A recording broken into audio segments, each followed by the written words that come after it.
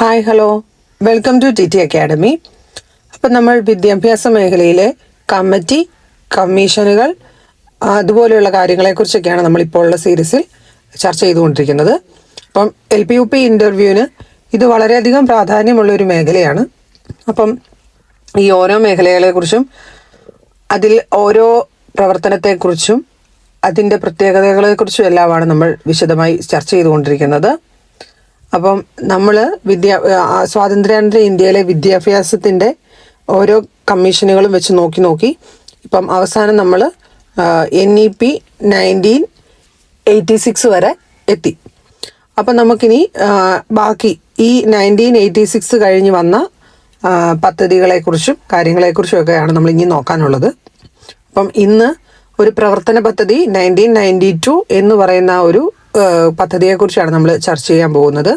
പ്രവർത്തന പദ്ധതി അഥവാ പ്രോഗ്രാം ഓഫ് ആക്ഷൻ എന്നാണ് ഇത് അറിയപ്പെടുന്നത്. അപ്പം എന്താണ് ഈ പ്രവർത്തന പദ്ധതി അല്ലെങ്കിൽ പ്രോഗ്രാം ഓഫ് ആക്ഷൻ എന്നതുകൊണ്ട് ഉദ്ദേശിക്കുന്നതെന്നൊക്കെ നമുക്ക് ഈ വീഡിയോയിൽ മനസ്സിലാക്കാം. അപ്പം നമുക്ക് നോക്കാം. 1986 വിദ്യാഭ്യാസ നയത്തെ വിലയിരുത്താൻ നിയമിച്ച കമ്മിറ്റി ആണ് ഇത്. അപ്പം എന്താണ് പ്രവർത്തന പദ്ധതി എന്ന് ചോദിച്ചു കഴിഞ്ഞാൽ 1986 വിദ്യാഭ്യാസ നയത്തെ വിലയിരുത്താൻ വേണ്ടിയാണ് ഈ കമ്മിറ്റി നിയമിച്ചിരിക്കുന്നത്.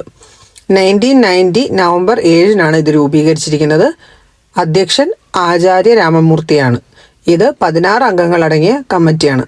അപ്പം NEP 1986 വിലയിരുത്താനായിട്ട് 1990 നവംബർ 7 രൂപീകരിച്ച കമ്മിറ്റിയാണിത്. ഇതിൻ്റെ അധ്യക്ഷൻ എന്ന് പറയുന്നത് ആചാര്യ രാമമൂർത്തിയാണ്. 16 അംഗങ്ങളാണ് ഈ കമ്മിറ്റിയിൽ ഉണ്ടായിരുന്നത്. അപ്പം ഈ ഒരു കമ്മിറ്റി പഠിച്ച മേഖലകൾ ഏതൊക്കെയാണ് എന്നൊക്കെ നമുക്കൊന്ന് നോക്കാം. പ്രധാന പഠന വിഷയങ്ങളാണ് 1986 NEP വിലയിരുത്തുക. നമ്മൾ ഓൾറെഡി പറഞ്ഞു. അപ്പം അതാണ് ഇതിൻ്റെ മെയിൻ ലക്ഷ്യം. ഈ ഒരു പ്രവർത്തന പദ്ധതി അല്ലെങ്കിൽ പ്രോഗ്രാം ഓഫ് ആക്ഷൻ്റെ മെയിൻ ഏരിയ അല്ലെങ്കിൽ അത് എന്തിനു വേണ്ടി വന്നതെന്ന് ചോദിച്ചാൽ തന്നെ 1986 NEP വിലയിരുത്താൻ വേണ്ടിയാണ്. 1986 NEP മാറ്റങ്ങൾ നിർദ്ദേശിക്കുക, പരിഷ്കരിച്ച വിദ്യാഭ്യാസ നയം നിശ്ചിത സമയത്തിനകം നടപ്പാക്കുന്നതിനുള്ള പ്രവർത്തന പദ്ധതി ശുപാർശ ചെയ്യുക. ഇതിനായി 6 സബ് കമ്മിറ്റി രൂപീകരിച്ച പ്രവർത്തനം ആരംഭിച്ചു. അപ്പം ഈ പ്രോഗ്രാം ഓഫ് ആക്ഷൻ എന്ന് പറഞ്ഞു കഴിഞ്ഞാൽ NEP വിലയിരുത്തി അതിനകത്ത് വേണ്ട മാറ്റങ്ങൾ വരുത്തിക്കൊണ്ട് പിന്നെ ഇത് എല്ലാ മേഖലകളിലും അല്ലെങ്കിൽ ഒരേ സമയം നിശ്ചിത മേഖലകളിലെല്ലാം എങ്ങനെ ഇത് നടപ്പാക്കാന്നുള്ള പ്രവർത്തന പദ്ധതിയും ശുപാർശ ചെയ്യാനായിട്ടാണ് ഈ ഒരു പ്രോഗ്രാം ഓഫ് ആക്ഷൻ എന്ന പദ്ധതി വന്നത്. അപ്പം ഈ ഒരു ഏതൊരു കമ്മിറ്റിയെ നിയമിച്ചാലും അവർ ഓരോ ശുപാർശകൾ ഗവൺമെൻറ്റിൻ്റെ മുന്നിലേക്ക് വെക്കും. അപ്പം ഈ ഒരു കമ്മിറ്റി മുന്നോട്ട് വെച്ച ശുപാർശകൾ എന്തൊക്കെയാണെന്ന് നമുക്ക് നോക്കാം. പ്രൈമറി തലത്തിൽ പഠനമാധ്യമം മാതൃഭാഷയായിരിക്കണം. സെക്കൻഡറി തലത്തിൽ പ്രാദേശിക ഭാഷ പഠിപ്പിക്കണം. 10 വർഷത്തിനുള്ളിൽ പൊതുവിദ്യാലയങ്ങൾ ഘട്ടം ഘട്ടമായി നിർമ്മിക്കണം. സ്കൂൾ ഫീസ്, ക്യാപിറ്റേഷൻ ഫീസ് എന്നിവ നിർമ്മാർജ്ജനം ചെയ്യണം. നവോദയ വിദ്യാലയങ്ങൾ ഇനി ആരംഭിക്കേണ്ടതില്ല. നിലവിലുള്ളവ നവീകരിക്കുക, വിഭവസമ്പന്നമാക്കുക. പ്രാദേശിക വ്യത്യാസങ്ങൾ പരിഗണിച്ച് സ്ത്രീകളുടെ സാർവത്രിക വിദ്യാലയ പ്രവേശനം. വിദ്യാഭ്യാസ കോംപ്ലക്സ് തല ആസൂത്രണം. വികേന്ദ്രീകരണവും പങ്കാളിത്തപരവുമായ ആസൂത്രണം. സ്ത്രീകളെ ധനാത്മകമായി അവതരിപ്പിക്കുക.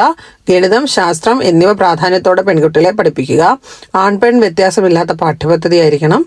അടിസ്ഥാന നിയമങ്ങൾ സംബന്ധിച്ച അറിവ്. ഭരണഘടന നൽകുന്ന പരിരക്ഷ.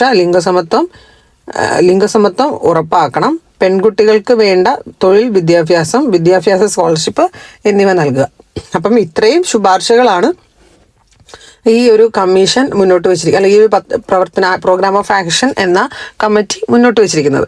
അപ്പം നമ്മൾ ഇത് മുഴുവനായിട്ടൊന്നും പഠിച്ചു വെക്കേണ്ട കാര്യമില്ല. എന്നാലും ജസ്റ്റ് ഒന്ന് എന്തിനാണ് പ്രോഗ്രാം ഓഫ് ആക്ഷൻ വന്നത്, അതെന്തായിരുന്നു ആ ഒരു പ്രോഗ്രാം ഓഫ് ആക്ഷൻ്റെ ലക്ഷ്യം, അത് എന്നാണ് വന്നത്, ഇത്രയും കാര്യങ്ങളൊക്കെ നമ്മളൊന്ന് ജസ്റ്റ് അറിഞ്ഞു വെച്ചാൽ മതി.